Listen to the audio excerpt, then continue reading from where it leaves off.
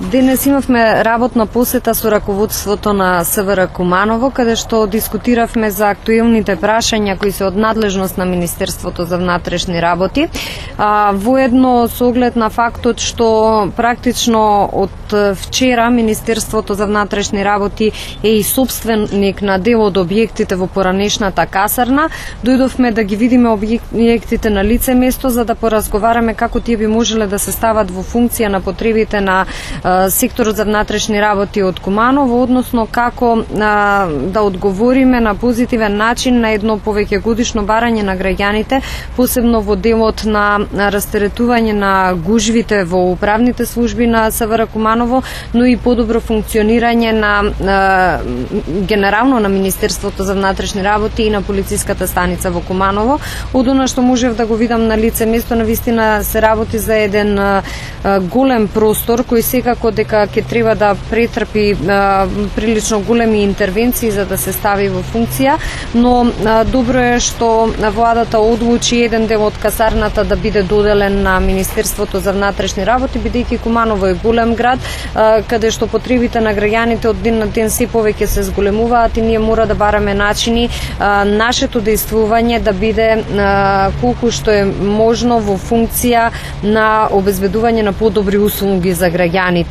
Исто така денес една од темите која беше централна во нашите разговори беа состојбите во сообраќајот во градот Куманово.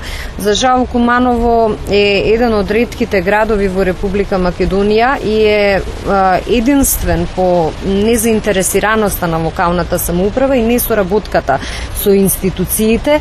Имено овде се соочуваме со една апсурдна ситуација каде што една голема општина која несомнено има ресурси, одбива да ги врши своите законски надлежности, се однесува целосно незаинтересирано, иако обезбедувањето на паркинг простор, регулацијата на сообраќајот, сообраќајниците во градот се примарна надлежност на локалната самоуправа. Сепак ние работиме во интерес на граѓаните и она што барем ние во нашиот дел на надлежности може да го направиме, го правиме и во таа смисла јас сакам да порачам дека Министерството за внатрешни работи во својот домен на надлежностите ќе продолжи со контроли во областа на сообраќајот и сакам јавно да ја повикам локалната самоуправа да се однесува сериозно, да ги остави на страна партиско-политичките калкулации и да направи барем нешто во интерес на граѓаните, бидејќи граѓаните на општина Куманово како една од најголемите општини во Република Македонија заслужуваат и подобри услови за живот и подобри услови во сообраќајот и уредено паркирање во градот и сообраќајници кои ќе одговараат на прописите кои ја регулираат оваа материја. Конкретно на што најдовте забелешка на она што во надлежност на локалната самоуправа? Па локалната самоуправа практично не прави ништо што е во нејзина надлежност и најголемата забелешка се однесува на нивното неработење. Значи кога би се обиделе да работат, било што да работат, тогаш можеби ќе направат грешка, меѓутоа можеби ќе направат и нешто што е во ред. Но тие воопшто не работат, се занимаваат само со партиско-политички калкулации и лични интереси и практично Куманово е единствен град во Република Македонија или еден од ретките каде што хаосот во сообраќајот заради недостигот на простор за паркирање од ден на ден расте со геометриска прогресија, каде што улиците наместо да се поправаат и санираат, остануваат неодбележани и стануваат претесни за се поголемиот број на возила, што е реална состојба и што е тренд на секаде, не само во Република Македонија, туку и во светот. Исто така Куманово е еден од ретките градови, нема да погрешам ако речам единствен, каде што локалниот сектор надлежен за сообраќај речиси не функционира или барем не функционира во делот што се однесува на обезбедување на безбедни сообраќајни решенија кои ќе помогнат за подобрување на состојбите во сообраќајот, меѓутоа наместо тоа имаме низа обвинувања, политиканство и калкулации и мислам дека одбрале погрешна тема за политички пресметки, бидејќи сообраќајот не е само тема што е од надлежност на локалната самоуправа, во одреден домен тука има надлежности и централната власт, туку се повеќе сме свесни дека во сообраќајот секојдневно имаме и сообраќајни несреќи со трагични последици, се губат човечки животи и тогаш ниту еден евентуално добиен политички поен од страна на локалното раководство на општина Куманово не е доволно вреден за да се оправда загубата на еден човечки живот. Министерке, колку површина добивте оде во касарната и во кој временски период ќе биде тоа реновирано? Мислам дека вкупната површина, значи на сите простори, користен простор и помошни простори е некаде околу 6000 метри квадратни.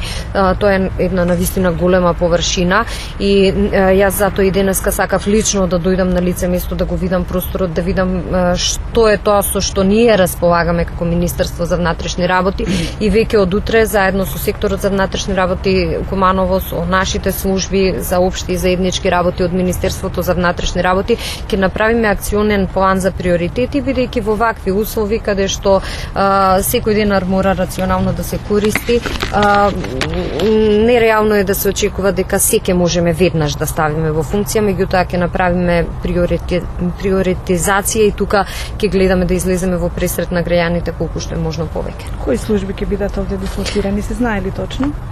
Па првичната идеја е да ги растеретиме управните служби, меѓутоа концептот кој ние го развиваме и сакаме да го имплементираме е практично целосно преселување на СВР Куманово и полициската станица од Куманово на овој простор.